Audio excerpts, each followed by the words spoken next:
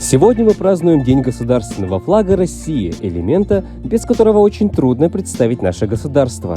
Однако он не всегда был таким, каким является сейчас. Мы расскажем, как он менялся, что означает все его цвета и где растянули самый большой триколор. Мы представляем вам 5 фактов о российском флаге. Подписывайтесь на наш канал, ставьте пальцы вверх и делитесь видео с друзьями. А мы начинаем! В дореволюционной России существовало несколько официальных знамен. Помимо торгового бело-сине-красного триколора, это был императорский штандарт, двуглавый орел на белом или желтом фоне, государственное знамя Российской империи, двуглавый орел на белом или желтом фоне в окружении гербов и, наконец, черно-желто-белый триколор, использовавшийся в особо торжественных случаях.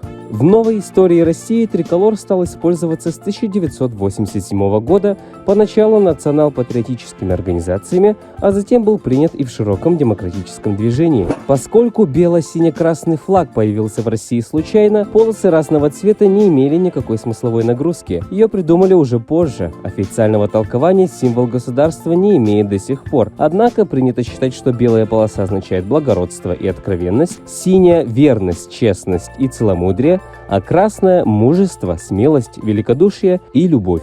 Мало кто знает, но российский триколор запрещено использовать во время художественного оформления, рекламе, а также как элемент одежды. Исключение – спецформа. Кроме этого, изображение флага нельзя наносить на коробки, салфетки, а также носовые платки, белье и другие вещи и предметы личного пользования. Флаг также запрещено опускать в могилу. В случае нарушения вас ждет штраф. Для граждан это сумма от 2000 до 3000 рублей, должностных лиц от 5000 до 7000 рублей, юрлиц от 100 тысяч до 150 тысяч рублей. Если над флагом было совершено надругательство, то в этом случае можно оказаться за решеткой на срок до 12 месяцев или принудительные работы на аналогичный срок.